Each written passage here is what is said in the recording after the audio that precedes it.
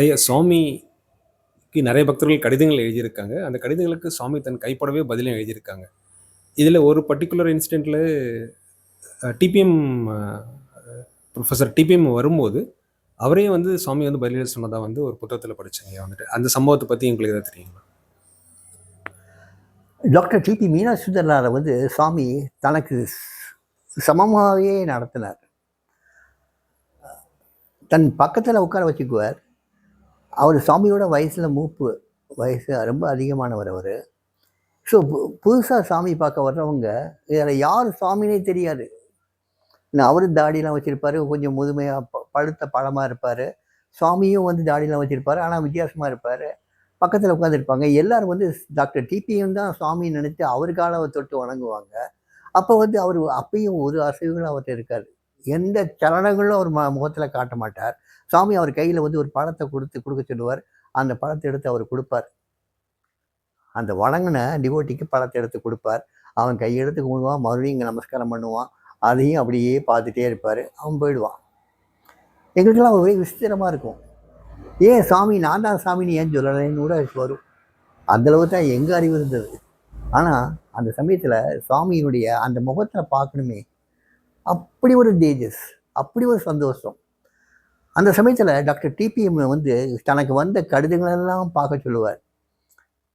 அவர் பார்ப்பார். சாமி சொன்னதை எதையுமே அவர் மறுக்கிறதில்ல. பார்ப்பார். பார்த்துட்டு இதுக்கு இந்த கடிதத்துக்கு மட்டும் நீங்கள் பதில் கொடுங்களேன் அப்படிம்பார். சொல்லுங்கள் சாமி, நான் பதில் கொடுக்குறேன். என்ன பதில் எழுதுறோம் சாமி?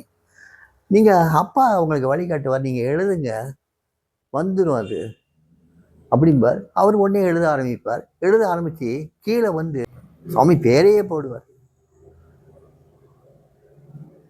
சுவாமிக்கு அவ்வளோ சந்தோஷமாக இருக்கும். அந்த கடிதத்தை மறுபடியும் போஸ்ட் பண்ண சொல்லுவார். போஸ்ட் பண்ணுவாங்க. அதில் என்ன எழுதியிருந்தது, என்ன பதில் போட்டார், இது எல்லாம் வந்து சம்மந்தப்பட்டவங்களுக்கு தான் தெரிஞ்சிருக்கும், சுவாமிக்கு தெரிஞ்சிருக்கும். ஆனால் இதை பூராமையே சாமி செய்ய சொன்னார். ஏன்னா அந்த oneness between doctor TBM and Swami நாங்கள் ரெண்டு பேரும் ஒன்று தான் காட்டுறதுக்காக. சுவாமியை பற்றி அவர் எழுதின பாடல்கள் ரொம்ப அதிகம். சுவாமி அவருடைய ஒரு பாடலை பற்றி சொல்லும்போது, இது வெறும் பாடல் இல்லை, இது மந்திரங்களாகும். யாரோ ஒருத்தர் வருவான் பிற்காலத்தில், இந்த ஒரு பாடலை மட்டுமே அதனுடைய அர்த்தத்தை வால்யூம்ஸ் அண்ட் வால்யூம்ஸ் எழுதுவான்னார். மேற்கொண்டு இன்னொன்று சொன்னார், இந்த பிச்சைக்காரனை பற்றி யாராவது கொஞ்சமாக தெரிஞ்சிருக்காங்கன்னா அது டாக்டர் டிபி மீனாட்சுந்தரம் தான், வேறு யாரும் கிடையாதுன்னார். ஸோ டாக்டர் டிபிஎம் வந்து ஒரு மகோன்னதமான ஒரு நிலையில், ஒரு ஆன்மீக உச்ச பெருநிலையில் இருந்தவர். மகேஸ்வரியினுடைய நேரடி சீடர் அவர்.